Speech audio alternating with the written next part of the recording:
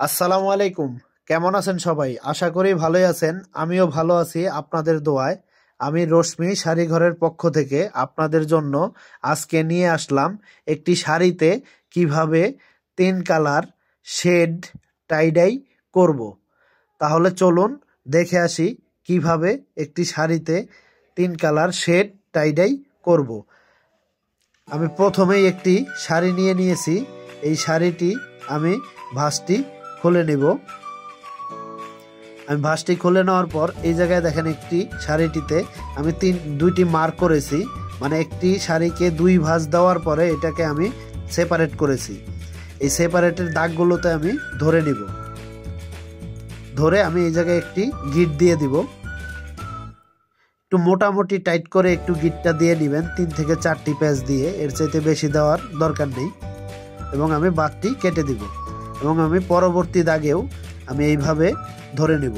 আমি দাগগুলো দিয়েছি আসলে 3 ভাগ করে নিয়েছি শাড়িটাকে, আপনারাও এইভাবে 3 ভাগ করে নিতে পারবেন। দেখেন আমার বাঁধা শেষ। আমি আরও কিছু শাড়ি একসাথে করে নিব। আমার দেখেন আমি 5টি শাড়ি করে নিয়েছি। এখন আমি এই শাড়িগুলোকে একটি কাঠের ভিতরে রেখে দিব। 3টা শেড যাতে আলাদা আলাদা হয়, এই জন্য আমি 3টি কাঠের উপরে 3টা অংশ রেখেছি। আমি এখন গরম পানি নিয়ে নিচ্ছি। আমি এই জায়গায় দিয়ে দিচ্ছি হাইডোস 1 চামচ পরিমাণ ও কাস্টিক 1 চামচ পরিমাণ। এখন আমি এই জায়গাতে রং দিয়ে দিব গোলাপি কালার রং 1 চামচ পরিমাণ এবং খুব ভালোভাবে এটাকে মিশিয়ে নিব। খুবই ভালোভাবে মিশিয়ে নিতে হবে যাতে কোনো ধরনের দানা বা গুটি গুটি না থাকে। আমার রংটি মেশানো হয়ে গেছে। এখন আমি মিডলের অংশটি আমি ডাইরেক্ট চুবিয়ে দিব এবং বান পর্যন্ত চুবিয়ে দিব, যাতে বেশি না ডুবে যায় বা এদিকে ওভার না হয়ে যায়। একটু সাবধানের সহিত করবেন যাতে কোনো ধরনের রং পাস না হয়ে বানের উপরে না এসে যায়।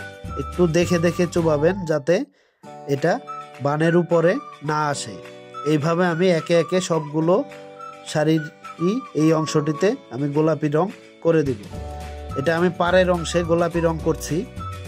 আপনারা যারা বিজনেস করেন, যারা কারখানার সার্ভিস চাচ্ছেন, তারা চাইলে আমাদের কাছ থেকে যে কোনো ধরনের ডিজাইন করে নিতে পারবেন। আপনারা চাইলে আপনাদের শাড়ি পাঠিয়ে দিয়েও আপনাদের মন মতো কাস্টমাইজ ডিজাইন করে আপনাদের পেজে বা শোরুমে বিক্রি করতে পারবেন। আর আপনারা চাইলে আমাদের কাছ থেকেও র মেটেরিয়াল নিয়েও করতে পারবেন। স্ক্রিনে দেওয়া নাম্বারে যোগাযোগ করবেন যদি কারো লাগে। আমার এইভাবে সবগুলো শাড়িরই আমি এই অংশটি রং করে নিব।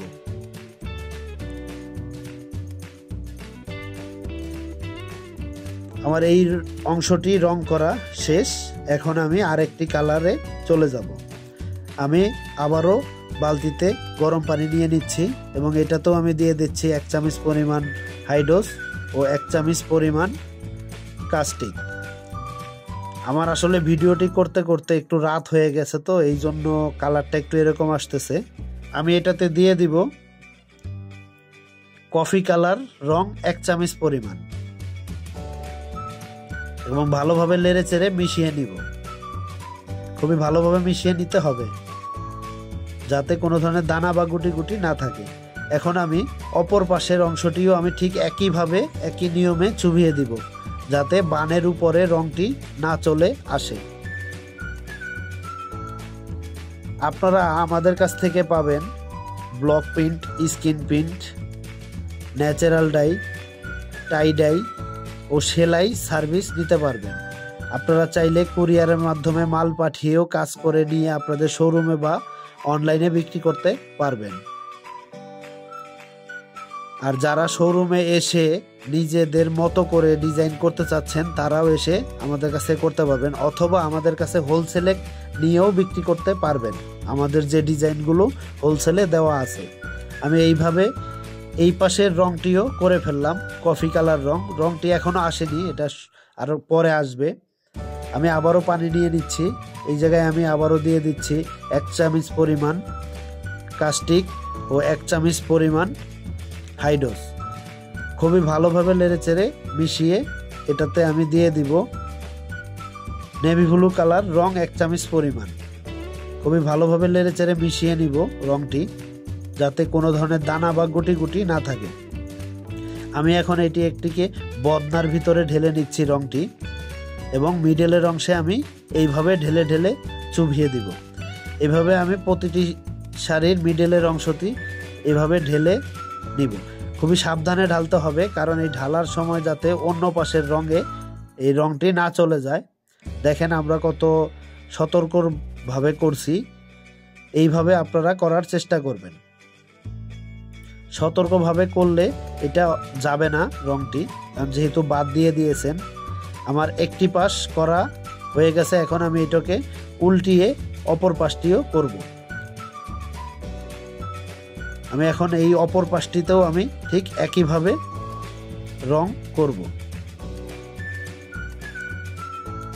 খুবই ভালোভাবে করতে হবে, যাতে কোনো ধরনের সাদা অংশ বেশি না দেখা যায়, কারণ বেশি সাদা অংশ দেখা গেলে শেডগুলো দেখতে ভালো লাগে না।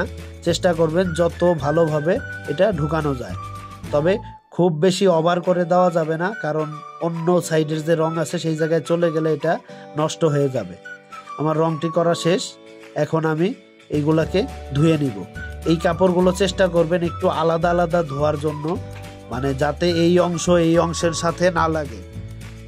এই অংশ বা এই অংশের সাথে লেগে গেলে এটা দাগ দাগ হয়ে যাবে। এইভাবে আমি সবগুলাকে ধুয়ে চিপড়িয়ে তারপরে এটাকে আমি বাদগুলা কাটবো। আমার ধোয়া শেষ, এখন আমি এটাকে কেটে নিব। খুবই সাবধানে কেটে নেবেন, যাতে কোনো ধরনের কেচি লেগে কাপড় নষ্ট না হয়ে যায়। দেখেন আমার পাড়ের অংশটিতে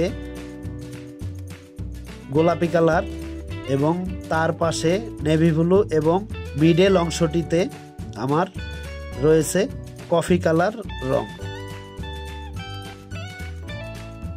রাতের কারণে কালারটি ভালোভাবে বোঝা যাচ্ছে না, এটা আমি রোদে শুকাতে দিলে তারপরে দেখবেন কালারটি ভালোভাবে আসবে। দেখেন কালারটি এখন কত সুন্দর এসেছে এবং শেড হয়েছে। আপনারা যারা এইভাবে করতে চান তারা চাইলে ঠিক এইভাবে আমার নিয়ম ফলো করে করতে পারবেন। ভালো থাকবেন, আল্লাহ হাফেজ।